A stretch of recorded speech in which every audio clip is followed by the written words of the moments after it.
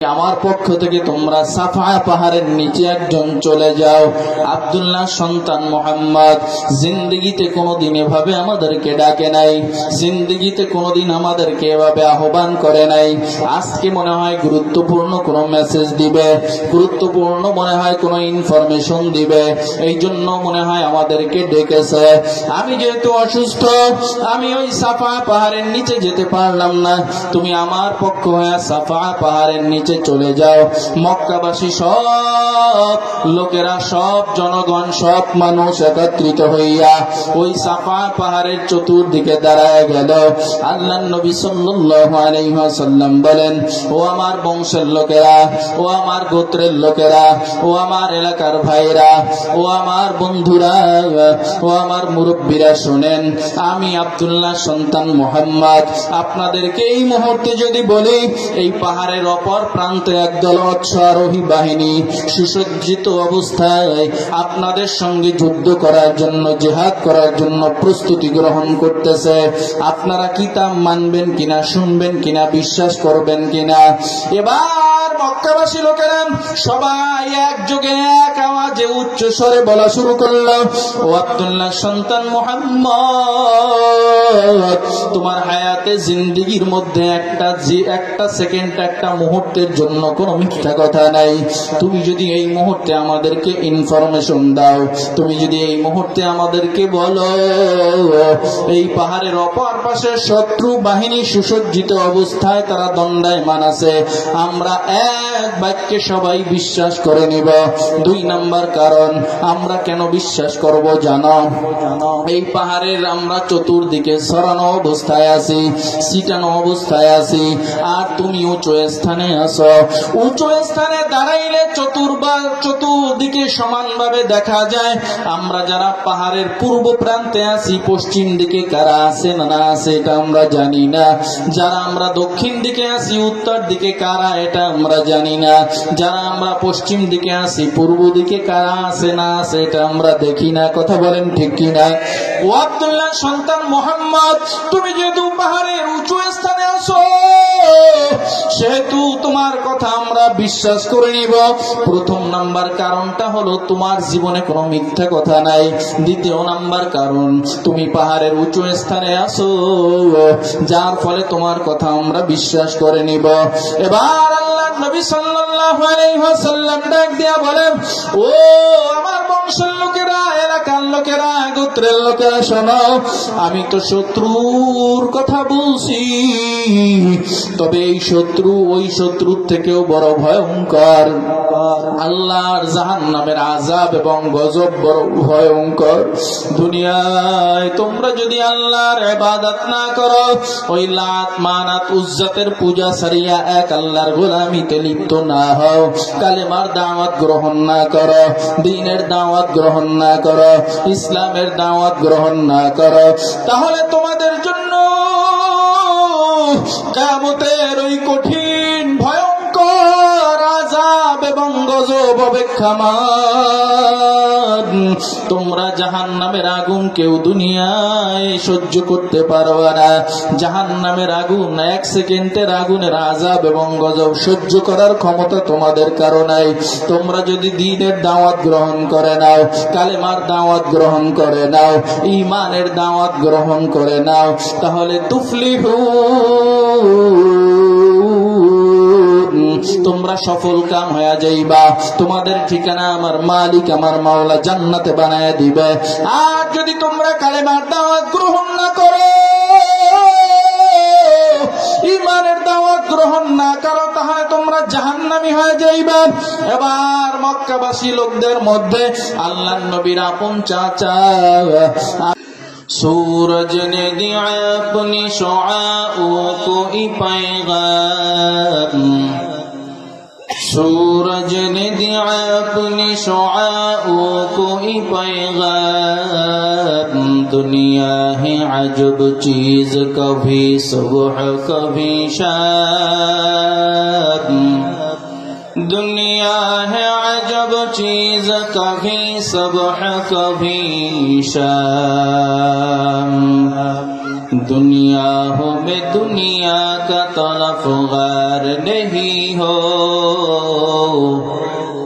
दुनिया हो में दुनिया का तलफगार नहीं हो, बाजार से गुजर हो खरीदार नहीं हो, बाजार से गुजर हो खरीदार नहीं हो।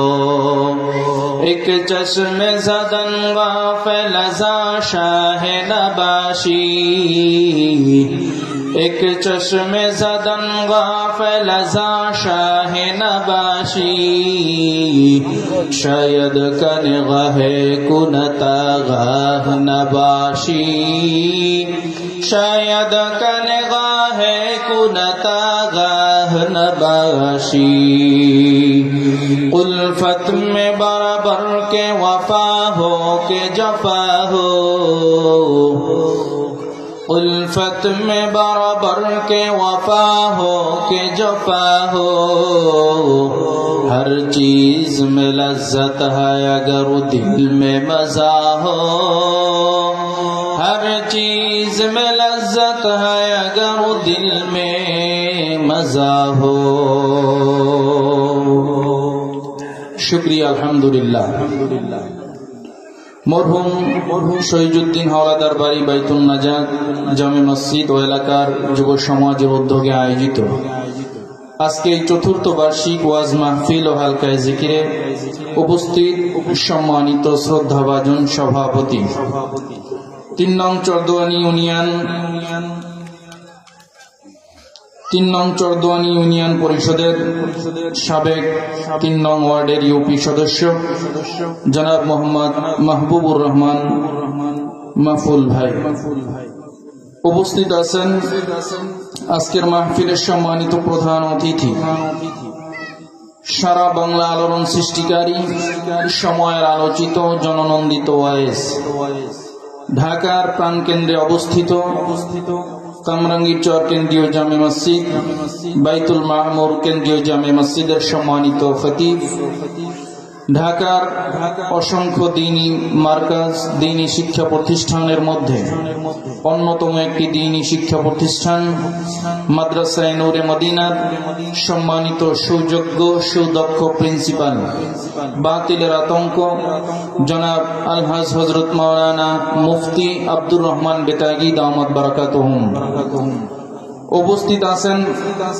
আজকের মাহফিলের আমন্ত্রিত মেহমানবৃন্দ জনাব এম কামরুল ইসলাম সাহেব, আরো উপস্থিত আছেন দক্ষিণ বাংলার বলিষ্ঠ কণ্ঠস্বর আপনাদের সকলের শ্রদ্ধাভাজন প্রিয় ব্যক্তি, দক্ষিণ জনপদের মাটি ও মানুষের প্রাণপ্রিয় নেতা জনাব ডাক্তার MS সোহাগ বাদশা, উপস্থিত হযরতে উলামায়ে কেরাম, দূর দূরান্ত আঁকাবাঁকা পথ থেকে আগত মুরব্বিয়ানে কেরাম, যুবক ভাইরা, পর্দার আড়ালে অবস্থানরতা সুশিক্ষিতা মাহতারিমা মা ও বোনেরা আমার, সৃষ্টির মহান স্রষ্টা দয়াময় রব্বুল আলামিন আল্লাহ তাবারক ওয়া তাআলার দরবারে লাখো কোটি কোটি শুকর ও সুজুদ যেই মহান স্রষ্টা রব্বুল আলামিন আল্লাহ তাআলা আপনাকে আমাকে দয়া করে মায়া করে ইহসান করে ভালোবেসে এই রহমতি বরকতি নজরে করুণার চাদরে আশ্রয়িত করে দিয়ে এই রহমতি একটি প্রোগ্রামে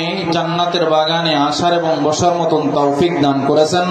এজন্য সেই মহান স্রষ্টা রব্বুল আলামিন আল্লাহ তাবারক ওয়া তাআলার দরবারে আমরা সকলেই জোরে সোরে প্রাণ খুলে উচ্চ আওয়াজে কালিমাতুশ শুকুর আদায় করি আলহামদুলিল্লাহ।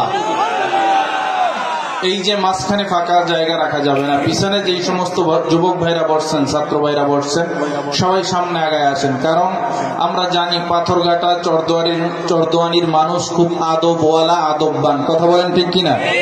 যদিও আমাদের আজকের প্রধান অতিথি আমাদের এই আসনেরই মানুষ, বেতাগীর মানুষ, তবুও তিনি ঢাকায় থাকেন, ঢাকা থেকে আবার এসেছেন, ঢাকা চলে যাবেন। যদি আমরা জানি এই এলাকার মানুষ নম্র ভদ্র শান্ত শিষ্ট এবং খুব আদবওয়ালা, এখন তিনি এসে যদি দেখেন এলোমেলো কোরআনের মাহফিলে বিচ্ছিন্ন বিক্ষিপ্ত অবস্থায় বসেছেন, তাহলে আপনাদের এই প্রশংসাটা কি থাকবে নাকি প্রশংসার একটা গ্রামের ভাষা আছে না, সেটা নাই বললাম। আপনারা কি ভালো হিসেবে ভালো থাকবেন নাকি খারাপ হয়ে যাবেন? সুতরাং আমরা খারাপ হতে চাই না, আমরা আল্লাহর দরবারেও ভালো হতে চাই, আজকের প্রধান অতিথি মহোদয়ের কাছেও ভালো হতে চাই, আমরা ভালো হিসাবে জান্নাতে যেতে চাই। কথা বলেন ঠিক কিনা? প্রিয় উপস্থিতি, রব্বে কারীম আল্লাহ তাআলা এই মাহফিলের দাওয়াত দুনিয়ার হাজারো শত মানুষের কানের মধ্যে পোস্টার, হ্যান্ডবিল, মাইকিনের মাধ্যমে পৌঁছেছেন, কিন্তু যারা দাওয়াত পেয়েছেন সবাইকে এই ময়দানে আসতে পেরেছেন? জোরে বলেন, সবাইকে কি রব্বে কারীম আল্লাহ তাআলা আসার তৌফিক দিয়েছেন? না না, কারণ এই জান্নাতের বাগানে আসতে হলে, বসতে হলে কপাল লাগে। কি লাগে? জোরে বলেন। জান্নাতের বাগানে আসবে তো ওই মানুষগুলাই যারা জান্নাতি মানুষ। জোরে কোন সুবহানাল্লাহ। প্রিয় উপস্থিতি, আপনি আমি চাইলে ওই জান্নাতের বাগানে আসতে পারতাম না। রব্বে কারীম আল্লাহ তাআলা সুস্থতা নামক নিয়ামতে ধন্য করে এই জান্নাতের বাগানে আসার মতন তৌফিক দিয়েছেন। এই জন্য আরো একবার শুকর আদায় করি, আলহামদুলিল্লাহ। হায় হায়, তুমি তো জানো না যে রব্বে কারীম আল্লাহ তাআলা তোমাকে আমাকে সুস্থতা নামক নিয়ামত দিয়েছেন। এই সুস্থতা নামক নিয়ামতটা যে কত বড় মালিকের নিয়ামত, এটা তো তুমি আমি অনুভব করতে পারি না, উপলব্ধি করতে পারি না। যখন তুমি আমি অসুস্থ হই তখন বোঝা যায় সুস্থতা নামক নিয়ামতটা কত বড় আল্লাহর নিয়ামত। কথা বলেন ঠিক কিনা? আশেপাশে যারা অসুস্থ আছে, যাদের পরিবারের মধ্যে রোগী আছে, তাদের কাছে জিজ্ঞাসা করে দেখো যে সুস্থতা নামক নিয়ামতটা মালিকের কত বড় নিয়ামত। কথা বলেন ঠিক কিনা? আরো একটু যদি তুমি খোঁজ খবর নিতে চাও সুস্থতা নামক নিয়ামত কত বড় নিয়ামত, এ বিষয়ে তুমি যদি ধারণা নিতে চাও, তাহলে পাথরঘাটা উপজেলা স্বাস্থ্য কমপ্লেক্সের মধ্যে যাও, তাহলে দেখবা কত মানুষ অসুস্থ অবস্থায় হাসপাতালের বেডের মধ্যে কাতরাচ্ছে। আরো তুমি যদি একটু স্পষ্ট এই নিয়ামত সম্পর্কে ধারণা নিতে চাও, তাহলে বরিশাল শেরে বাংলা মেডিকেলের মধ্যে যাও, পঙ্গু ডিপার্টমেন্টে যাও, পঙ্গু বিভাগের মধ্যে যাও, দেখবা কত মানুষ কত অসহায় অবস্থায় আছে। কত মানুষের পাকে ইট বেঁধে, রড বেঁধে ঝুলায় রাখছে, কত মানুষের পা উপরের দিকে বেঁধে রেখেছে, কত মানুষের পা, হাত, পা নাক বল্টুর মাধ্যমে তারা বিভিন্ন ভাবে ভালো করার জন্য বিভিন্ন প্রক্রিয়া অবলম্বন করেছে। রব্বে কারীম আল্লাহ তাআলা তোমাকে আমাকে সুস্থতা নামক নিয়ামত দিয়েছেন ভাই। এজন্য এদিক সেদিক ঘোরাফেরা না করে অল্প সময়ের মধ্যে আমরা অল্প সময়ের জন্য এখানে বসি, কারণ আপনারা জানেন আমাদের মাহফিলগুলো দীর্ঘ রাত পর্যন্ত চলে না, হয় না। একটু পরই আমাদের মহতরম প্রধান অতিথি চলে আসবেন। সুতরাং এদিক সেদিক ঘোরাফেরা না করে সুস্থতা নামক নিয়ামতের শুকরিয়া আদায়ের জন্য হলেও আজকে এই জান্নাতের বাগানে আমরা সবাই চলে আসি। আল্লাহ তৌফিক দান করুন। সবাই বলি আল্লাহুম্মা আমিন। প্রিয় হাজিরিন, আপনাদের সামনে সংক্ষিপ্ত সময়ে কথা বলার নিয়তে পবিত্র কোরআনুল কারীমের 111 নম্বর সূরা সূরাতুল লাহাব তেলাওয়াত করেছি। রব্বে কারীম আল্লাহ তাআলা যদি তৌফিক দান করেন এই সূরার আলোকে সংক্ষিপ্ত সময়ে আমার জবান থেকে রব্বে কারীম আল্লাহ তাআলা এমন কিছু কথা বের করে দেন, উপস্থাপন করার তৌফিক দান করেন, যেই কথার মাধ্যমে আমরা এই এলাকার মানুষ, দেশের মানুষ, পাথরঘাটা উপজেলা নয় গোটা দেশের মানুষ উপকৃত হতে পারে। আল্লাহ তৌফিক দান করুন। জোরে বলেন আমিন। প্রিয় উপস্থিতি, এই সূরাতুল লাহাব রব্বে কারীম আল্লাহ তাআলা একটা পরিবারের উপরে লানত দান করে নাজিল করেছেন। জোরে কোন নাউযুবিল্লাহ। তাহলে চিন্তা করেন এই পরিবারটা কত খারাপ একটা পরিবার। একটু ইকু কমায় দেন যেন স্পষ্ট বুঝতে পারে। একটা পরিবার কতটা আল্লাহ বিদ্বেষী হলে, কতটা খোদা বিদ্বেষী হলে তার বিরুদ্ধে রব্বে কারীম আল্লাহ তাআলা কোরআনুল কারীমের 114 সূরার সম্পূর্ণ একটা সূরা নাজিল করেন। চিন্তা করেন। আর ওই পরিবার কেমন পরিবার? ওই পরিবার আপনার আমার পয়গম্বর জনাবে মুহাম্মদুর রাসূলুল্লাহ, সবাই বলি সাল্লাল্লাহু আলাইহি ওয়াসাল্লাম, তার আপন চাচার পরিবার। ওই পরিবারটা কেমন পরিবার?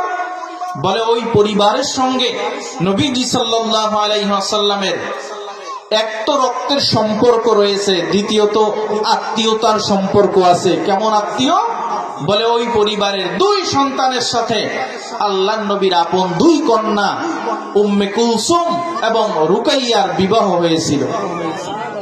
এত আপন পরিবার, নবীর এত কাছের পরিবার, তবুও আল্লাহ পাক রব্বুল আলামিন এই পরিবারের উপরে লানত দান করে আল্লাহ সূরা নাজিল করেছেন। তাহলে চিন্তা করেন যে এই পরিবারটা কতটা খোদা বিদ্বেষী, আল্লাহ বিদ্বেষী ছিল। জোরে কর নাউযুবিল্লাহ।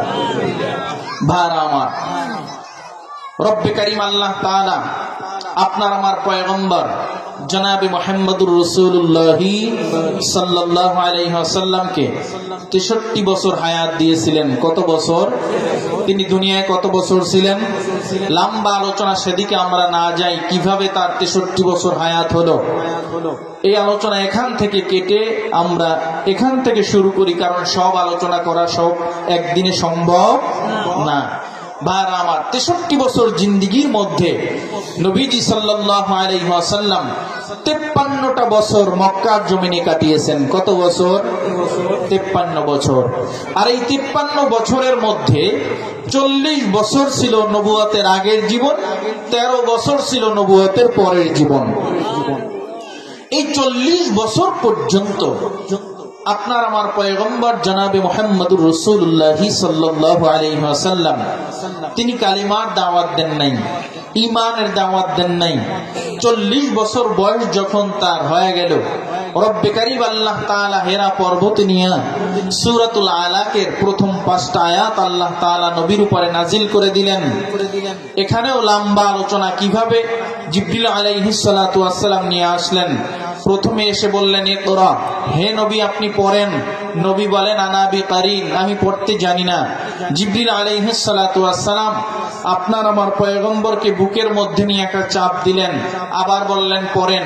নবী একই কথা বললেন, এরপরে আবার দ্বিতীয় চাপ দিলেন। তৃতীয়বারের পরে শুধু জিবরিল বলছেন ইকরা, তৃতীয়বারের বার আপনার আমার মায়ার নবী পড়া শুরু করলেন। ইকরা বিসমি রাব্বিকাল্লাযী খালাক, খালাকাল ইনসানা মিন আলাক, ইকরা ওয়া রাব্বুকাল আকরামুল্লাযী আল্লামা বিল কলম, আল্লামাল ইনসানা মা লাম ইয়ালাম। যখন সুবহানাল্লাহ। আপনার আমার পয়গম্বর জনাবে মুহাম্মদুর রাসূলুল্লাহ সাল্লাল্লাহু আলাইহি ওয়াসাল্লাম জিবরিল আলাইহিস সালাতু ওয়াস সালামের কাছে তিনি কিন্তু ঘন্টার পর ঘন্টা ক্লাস করেন নাই। সম্পূর্ণ আয়াতগুলা তিনি বলে দেন নাই। রব্বে কারীম আল্লাহ তাআলা নিজে শিক্ষক হইয়া আল্লাহর পয়গম্বরকে ছাত্র বানাইয়া নিজে আল্লাহ পাক রব্বুল আলামিন আপনার আমার পয়গম্বরের অন্তরের মধ্যে সূরাতুল আলাকের প্রথম 5টা আয়াতকে ঢেলে দিলেন। আল্লাহর নবী এবার নবুয়ত প্রাপ্ত হয়ে গেলেন। নবুয়ত প্রাপ্ত হওয়ার পর মায়ার নবী সাল্লাল্লাহু আলাইহি ওয়াসাল্লাম চিন্তা করলেন, যেহেতু আমার উপরে দ্বীনের দায়িত্ব এসে গেছে, যেহেতু আমার উপরে নবুয়তের দায়িত্ব এসে গেছে, এজন্য সর্বপ্রথম আমার দায়িত্ব হলো আমি আমার বংশের মানুষদেরকে সর্বপ্রথম আমি দ্বীনের দাওয়াত দিব, কালেমার দাওয়াত দিব, ঈমানের দাওয়াত দিব। এরপরে আমার বাড়ির লোক, এলাকাবাসী, প্রতিবেশীদেরকে আমি দ্বীনের দাওয়াত দিব, কালেমার দাওয়াত দিব। এরপরে আমি এলাকার সব লোকদেরকে, আমার এই এলাকার, এই গ্রামের, এই রাষ্ট্রের সব মানুষদেরকে আমি দ্বীনের দাওয়াত দিব, কালেমার দাওয়াত দিব, ঈমানের দাওয়াত দিব। নবীজি সাল্লাল্লাহু আলাইহি ওয়াসাল্লাম দ্বীনের দাওয়াত নিয়ে, ইসলামের দাওয়াত নিয়ে, কালেমার দাওয়াত নিয়ে আপনজনের কাছে যায়, কিন্তু আপনজনেরা দ্বীনের দাওয়াত গ্রহণ করে না, ইসলামের দাওয়াত গ্রহণ করে না, কালেমার দাওয়াত গ্রহণ করে না।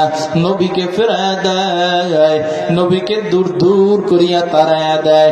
আল্লাহর নবী সাল্লাল্লাহু আলাইহি ওয়াসাল্লাম একদিন সাফা পাহাড়ের চূড়ার মধ্যে উঠলেন, উঁচু স্থানে উঠলেন। মুফাসসিরিন ইকরামগণ কেউ কেউ অন্য অন্য পাহাড়ের নামও বলেছেন, তবে অধিকাংশ মুফাসসিরিন ইকরামের মত হলো সাফা পাহাড়ের চূড়ায় আল্লাহর নবী উঠলেন। সাফা পাহাড়ের চূড়ায় উঠে আল্লাহর নবী ডাক দিলেন, ইয়া আইয়ুহান নাস কুলু লা ইলাহা ইল্লাল্লাহ তুফলিহুন। আল্লাহর নবী মক্কার সব মানুষদেরকে, সব গোত্রের লোকদেরকে, তার সব বংশের মানুষদেরকে নাম ধরে ধরে, গোত্রের নাম ধরে, এলাকার নাম ধরে ধরে ডাকলেন। আল্লাহর নবী সাল্লাল্লাহু আলাইহি ওয়াসাল্লাম মক্কাবাসী সবাইকে ওই সাফা পাহাড়ের নিচে জমা হওয়ার জন্য আহ্বান করলেন। তাফসীরের কিতাবের মধ্যে উল্লেখ করা হয়, ওই মক্কায় আল্লাহর নবী সাল্লাল্লাহু আলাইহি ওয়াসাল্লাম এর পূর্বে এরকম বড় কোনো ঘোষণা দেয় নাই, বড় কোনো আহ্বান করে নাই, মানুষদেরকে ডাকে নাই। সর্বপ্রথম যেহেতু আব্দুল্লাহ সন্তান মুহাম্মদ তার পক্ষ থেকে মক্কাবাসীদেরকে আহ্বান করেছে, তার পক্ষ থেকে মক্কাবাসীদেরকে ডেকেছে। মক্কাবাসী লোকেরা সবাই ভাবলো আব্দুল্লাহ সন্তান মুহাম্মদ অবশ্যই গুরুত্বপূর্ণ কোনো মেসেজ দেওয়ার জন্য, গুরুত্বপূর্ণ কোনো বার্তা দেওয়ার জন্য আব্দুল্লাহ সন্তান মুহাম্মদ আমাদেরকে ডেকেছে। কারণ আব্দুল্লাহ সন্তান মুহাম্মদ এমন একটা লোক, এমন একটা মানুষ যার জন্ম থেকে এই 40 বছর হায়াত পার হয়ে গেছে। এই 40 বছর হায়াতের মধ্যে আমরা যতদিন আব্দুল্লাহ সন্তান মুহাম্মদকে দেখেছি এবং জেনেছি, শুনেছি, এই হায়াতে জিন্দগির মধ্যে একটা সেকেন্ড, একটা মুহূর্তের জন্য তার জবান দ্বারা মিথ্যা কথা বের হয় না। আমরা তো এমন নেতার অনুসরণ করি, কথা বলেন ঠিক কিনা? এমন নেতার অনুসরণ করি, এমন নেতার অনুকরণ করি, এমন নেতার আদর্শ বাস্তবায়নের জন্য আমরা সদা সর্বদা চেষ্টা করি, মেহনত করি, সাধনা করি, যেই নেতার জিন্দগির মধ্যে একটা সেকেন্ড, একটা মুহূর্তের জন্য মিথ্যা কথা নাই। কথা বলেন ঠিক কিনা? আর তোমরা কার পিছনে ঘোরো? কোন নেতার আদর্শ বাস্তবায়ন করতে চাও? কোন নেতার পিছনে সময় লাগাও, অর্থ দাও, জীবনকে কোরবানি করতে চাও? যেই নেতার গোটা জীবন তো দূরের কথা, বুকে হাত দিয়া বলতে পারবে না অমুক দিনে একটা তার মিথ্যা কথা নাই। কথা বলেন ঠিক কিনা? এই জন্য যদি কারো পিছনে হাঁটতে হয়, কারো আদর্শ যদি মুমিন বাস্তবায়ন করতে হয়, ওই নবীর আদর্শ বাস্তবায়ন করার জন্য জমিনে চেষ্টা চালাও। কথা বলেন ঠিক কিনা? দুনিয়ার কোন নেতার আদর্শ বাস্তবায়নের জন্য তুমি যদি জীবন দিয়া দাও, মাল খরচ করো, অর্থ সম্পদ খরচ করো, তাহলে তোমার গুনাহ হবে, গুনাহ হবে, গুনাহ হবে। আর যদি আমার নবীর আদর্শ বাস্তবায়ন করার জন্য তুমি অর্থ দাও, মেহনত করো, চেষ্টা করো, সময় লাগাও, এমনকি নিজের জীবনটাকেও বিলায়া দাও, তোমার ওই মৃত্যুটাও হয়ে যাবে শাহাদাতের মৃত্যু। ভাইরা আমার, ওই যে দেখেন নাই ফিলিস্তিনের আমার মুসলমান ভাইদের উপর কিভাবে অন্যায়, অত্যাচারের, নির্যাতনের স্টিম রুলার চালানো হয়ে গেল।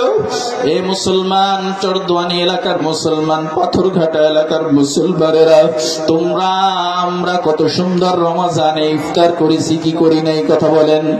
আমরা কত সুন্দর রমজানে সাহারি খেয়েছি, আমাদের কোনো কষ্ট ছিল না। দীর্ঘ একটা মাস রমজানের সিয়াম সাধনা পালন করার পর আবার গত ওই 31শে মার্চ আমরা পহেলা শাওয়াল ঈদুল ফিতর উদযাপন করলাম।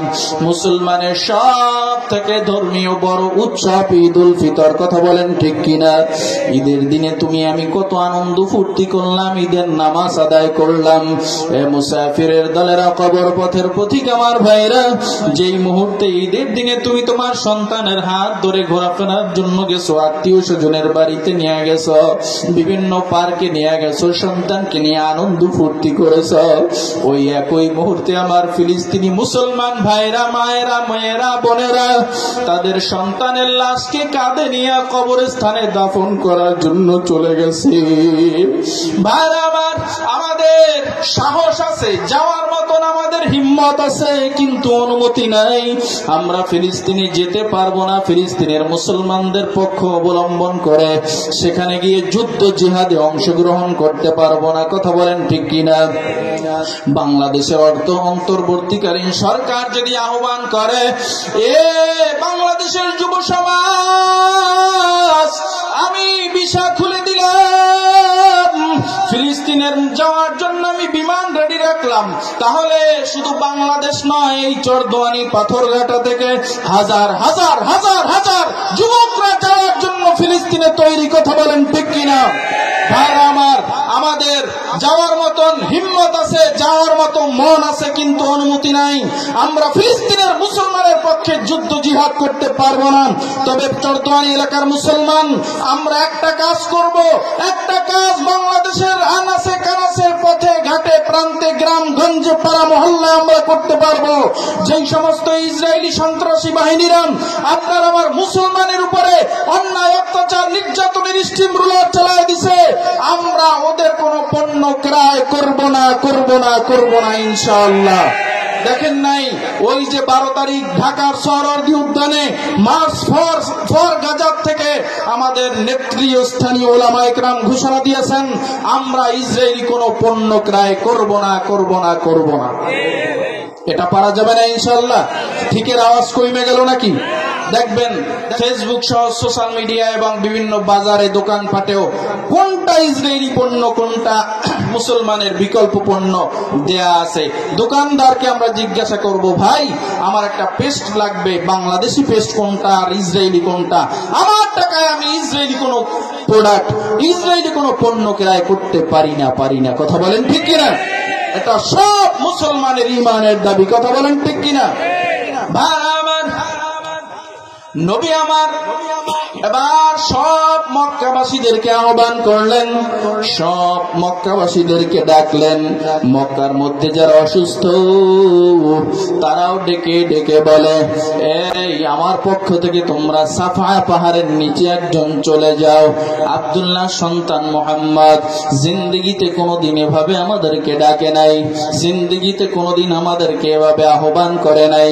আজকে মনে হয় গুরুত্বপূর্ণ কোনো মেসেজ দিবে, গুরুত্বপূর্ণ মনে হয় কোনো ইনফরমেশন দিবে, এই জন্য মনে হয় আমাদেরকে ডেকেছে। আমি যেহেতু অসুস্থ, আমি ওই সাফা পাহাড়ের নিচে যেতে পারলাম না, তুমি আমার পক্ষ হয়ে সাফা পাহাড়ের নিচে চলে যাও। মক্কাবাসী সব লোকেরা, সব জনগণ, সব মানুষ একত্রিত হইয়া ওই সাফা পাহাড়ের চতুর্দিকে দাঁড়ায় গেল। আল্লাহর নবী সাল্লাল্লাহু আলাইহি ওয়াসাল্লাম বলেন, ও আমার বংশের লোকেরা, ও আমার গোত্রের লোকেরা, ও আমার এলাকার ভাইরা, ও আমার বন্ধুরা, ও আমার মুরব্বীরা, শুনেন, আমি আব্দুল্লাহ সন্তান মুহাম্মদ আপনাদেরকে এই মুহূর্তে যদি বলি, এই পাহাড়ের অপর প্রান্তে একদল অশ্বারোহী বাহিনী সুসজ্জিত অবস্থায় আপনাদের সঙ্গে যুদ্ধ করার জন্য, জিহাদ করার জন্য প্রস্তুতি গ্রহণ করতেছে। আপনারা কি তা মানবেন কিনা, শুনবেন কিনা, বিশ্বাস করবেন কিনা? এবার মক্কাবাসী লোকেরা সবাই একযোগে এক আওয়াজে উচ্চ স্বরে বলা শুরু করলো, ও আব্দুল্লাহ সন্তান মুহাম্মদ, তোমার হায়াতে জিন্দেগির মধ্যে একটা সেকেন্ড, একটা মুহূর্তের জন্য কোনো মিথ্যা কথা নাই। তুমি যদি এই মুহূর্তে আমাদেরকে ইনফরমেশন দাও, তুমি যদি এই মুহূর্তে আমাদেরকে বলো এই পাহাড়ের অপর পাশে শত্রু বাহিনী সুসজ্জিত অবস্থায় তারা দণ্ডায়মান আছে, আমরা এক বাক্যে সবাই বিশ্বাস করে নিব। 2 নাম্বার কারণ, আমরা কেন বিশ্বাস করব জানো? এই পাহাড়ের আমরা চতুর্দিকে ছড়ানো অবস্থায় আছি, ছিটানো অবস্থায় আছি, আর তুমি উঁচু স্থানে আছো। উঁচু স্থানে দাঁড়াইলে চতুর্দিকে সমানভাবে দেখা যায়। আমরা যারা পাহাড়ের পূর্ব প্রান্তে আছি, পশ্চিম দিকে কারা আছে না আছে এটা আমরা জানি না। যারা আমরা দক্ষিণ দিকে আছি, উত্তর দিকে কারা এটা আমরা জানি না। যারা আমরা পশ্চিম দিকে আছি, পূর্ব দিকে কারা আছে না আছে এটা আমরা দেখি না। কথা বলেন ঠিক কিনা? ও আব্দুল্লাহ সন্তান মুহাম্মদ, তুমি যেহেতু পাহাড়ের উঁচু স্থানে আছো, সেহেতু তোমার কথা আমরা বিশ্বাস করে নিব। প্রথম নাম্বার কারণটা হলো তোমার জীবনে কোনো মিথ্যা কথা নাই। দ্বিতীয় নাম্বার কারণ, তুমি পাহাড়ের উঁচু স্থানে আছো, যার ফলে তোমার কথা আমরা বিশ্বাস করে নিব। এবার আল্লাহর নবী সাল্লাল্লাহু আলাইহি ওয়াসাল্লাম ডাক দিয়া বলেন, ও আমার বংশের লোকেরা, এলাকার লোকেরা, গোত্রের লোকেরা শোনো, আমি তো শত্রুর কথা বলছি, তবে এই শত্রু ওই শত্রুর থেকেও বড় ভয়ঙ্কর। আল্লাহর জাহান্নামের আযাব এবং গজব বড় ভয়ঙ্কর। দুনিয়ায় তোমরা যদি আল্লাহর ইবাদত না করো, ওই লাত মানাত উজ্জাতের পূজা ছাড়িয়া এক আল্লাহর গোলামিতে লিপ্ত না হও, কালেমার দাওয়াত গ্রহণ না করো, দ্বীনের দাওয়াত গ্রহণ না করো, ইসলামের দাওয়াত গ্রহণ না করো, তাহলে তোমাদের জন্য কিয়ামতের ওই কঠিন ভয়ঙ্কর আযাব এবং গজব অপেক্ষামান। তোমরা জাহান্নামের আগুন কেউ দুনিয়ায় সহ্য করতে পারবে না। জাহান্নামের আগুন, এক সেকেন্ডের আগুনের আযাব এবং গজব সহ্য করার ক্ষমতা তোমাদের কারো নাই। তোমরা যদি দ্বীনের দাওয়াত গ্রহণ করে নাও, কালেমার দাওয়াত গ্রহণ করে নাও, ঈমানের দাওয়াত গ্রহণ করে নাও, তাহলে তুফলিহু, তোমরা সফল কাম হয়ে যাইবা। তোমাদের ঠিকানা আমার মালিক, আমার মাওলা জান্নাতে বানায় দিবে। আর যদি তোমরা কালেমার দাওয়াত গ্রহণ না করো, ঈমানের দাওয়াত গ্রহণ না করো, তাহলে তোমরা জাহান্নামী হয়ে যাইবা। এবার মক্কাবাসী লোকদের মধ্যে আল্লাহর নবীর আপন চাচা আয়না সহ্য হয় না। মুহাদ্দিস মুফাসসিরিন ইকরামগণ বলেন, এই আবু লাহাবের স্ত্রী উম্মে জামিল হাতের মধ্যে একটা পাথর নিয়ে পাগলের মতো আপনার আমার পয়গম্বরকে তালাশ করে, তাকে পাইলেই পাথরের মাধ্যমে আঘাত করে দুনিয়া থেকে শেষ করে দেবে। জোরে কন্যা আউযুবিল্লাহ। এই আবু লাহাবের স্ত্রী একজন দজ্জাল মহিলা ছিল। কি মহিলা? জোরে বলে। আমাদের গ্রামগঞ্জ পাড়া মহল্লায় আবু লাহাবের স্ত্রী মার্কা একদল দজ্জাল মহিলা আছে না নাই? জোরে বলেন। পাশাপাশি রাবেয়া বসরি, ফাতেমাতুজ জাহরা রাদিয়াল্লাহু তাআলা আনহা, উম্মুল মুমিনিন মা আয়েশা রাদিয়াল্লাহু তাআলা আনহা, খাদিজা রাদিয়াল্লাহু তাআলা আনহার মতো মা বোন এলাকায় আছে না নাই? জোরে বলেন। মা বোনেরা দুই পায়ে হাত দিয়ে অনুরোধ রাখবো, আপনি আবু লাহাবের স্ত্রী উম্মে জামিল মার্কা মহিলা হবেন, নাকি রাবেয়া বসরির মতো হবেন, নাকি ফাতেমাতুজ জাহরা রাদিয়াল্লাহু তাআলা আনহার মতো হবেন? এটা দায়িত্ব হলো আপনার। আপনি যদি উম্মে জামিলের মতো মহিলা হন, তাহলে বেগানা নারীদের, বেগানা পুরুষের সঙ্গে ঝগড়া করবেন, ফাসাহাত করবেন, বেগানা পুরুষদের সঙ্গে চলাফেরা করবেন, নিজের আফ্র ইজ্জতকে হেফাজত করবেন না, লজ্জাস্থানকে হেফাজত করবেন না, যেভাবে খুশি সেভাবে চলবেন। কথা বলেন ঠিক কিনা? আর যদি রাবেয়া বসরি আপনি আসিয়ার মতো হতে চান, ফাতেমাতুজ জাহরা রাদিয়াল্লাহু তাআলা আনহার মতো হতে চান, তাহলে আপনি নিজের স্বামীর খেদমত করবেন, লজ্জাস্থানের হেফাজত করবেন, পর্দা মেনে চলবেন। কথা বলেন ঠিক কিনা? এই উম্মে জামিল কিতাবের মধ্যে লেখেন, আবু লাহাবকে আল্লাহর বিরোধিতা করার জন্য, নবীর বিরোধিতা করার জন্য যত প্রকার সাহায্য সহযোগিতা লাগতো, সব থেকে বেশি তার স্ত্রী উম্মে জামিল করতো। জোরে কন্যা আউযুবিল্লাহ।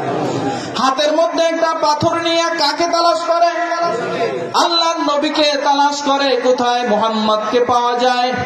একদিকে কিন্তু ডবল বেয়াই, মনে আছে? তার আপন দুই ছেলের নাম উতবা এবং উতাইবা। তারা আল্লাহর নবীর দুই কন্যা সন্তান রুকাইয়া এবং উম্মে কুলসুমকে বিবাহ করেছেন। একদিকে বেয়াই, অপরদিকে ভাতিজা, ডবল বেয়াই। কিন্তু ওই যে স্বার্থে আঘাত লাগছে। কিসে? জোরে বলেন কিসে? স্বার্থে আঘাত লাগছে। কি গো, আমার স্বামীর বিরুদ্ধে মুহাম্মাদের আল্লাহ আয়াত নাজিল করছে, আর মুহাম্মাদের সাথীরা, বন্ধুরা, সাহাবীরা মক্কার অলিতে গলিতে এই আয়াত তেলাওয়াত করে, আমাদের একটু মান সম্মানে বাজে। মুহাম্মাদকে পেলে এই হাতের মধ্যে পাথরের মাধ্যমে তাকে পাথর মেরে হত্যা করবো। জোরে কন্যা আউযুবিল্লাহ।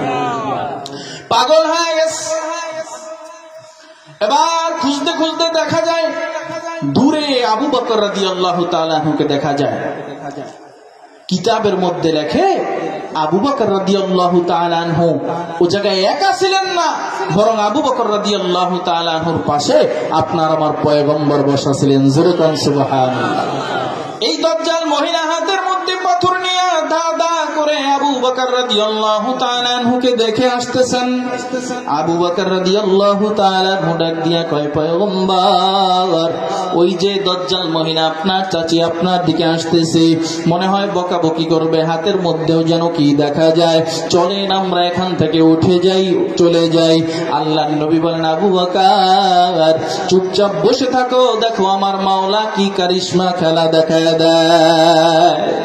এবার আবু বকর রাদিয়াল্লাহু তাআলা সামনে উম্মে জামিলা ইশা ডাক দিয়া কয়, এ আবু বকর, তুমি তোমার বন্ধু মুহাম্মদকে সাবধান করে দিবা, সতর্ক করে দিবা।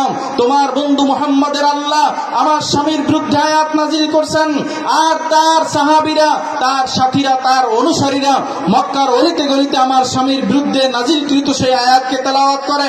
তোমার বন্ধু মুহাম্মদকে বলে দিবা, তাকে যদি আমি সামনে পাই, এই পাথরের মাধ্যমে আঘাত করে তাকে হত্যা করে ফেলবো। জোরে কন্যা আউযুবিল্লাহ। এছাড়াও যত ঝাল ছিল সব আবু বকরের সাথে মিটায়া এবার বিদায় নিয়ে চলে যাইতেছেন। আবু বকর রাদিয়াল্লাহু তাআলা আনহু মনে মনে চিন্তা করে, ব্যাপার তো আমি কিছুই বুঝলাম না, এই যে উম্মে জামিল দজ্জাল মহিলা সব আমাকে আমার সঙ্গে ঝাল মিটায়া গেল কেন? আমার পাশেই তো আমার পয়গম্বর বসা, চাইলে তো তার সঙ্গেও এই কথাগুলো বলে যাইতে পারতো, তার সঙ্গে ঝাল মিটায়া যাইতে পারতো, কিন্তু তা না করে সব ঝাল আমার সঙ্গে মিটায়া গেল। কারণ কি? নবীকে জিজ্ঞেস করে, পয়গম্বর ব্যাপার তো কিছুই বুঝলাম না, ঘটনা কিছুই বুঝলাম না, উম্মে জামিল সব আমার সঙ্গে ঝাল মিটায়া গেল। নবী বলেন, শোনো, আল্লাহ তো বলছেন যে যখন তোমার সামনে কাফেররা এই ঝগড়া ফাসাদ করবে, তুমি কোরআনুল কারীমের আয়াত তেলাওয়াত করলে আমি তোমার মাঝে আর কাফেরের মাঝে পর্দা ফিট করে দেব। জোরে কোন সুবহানাল্লাহ।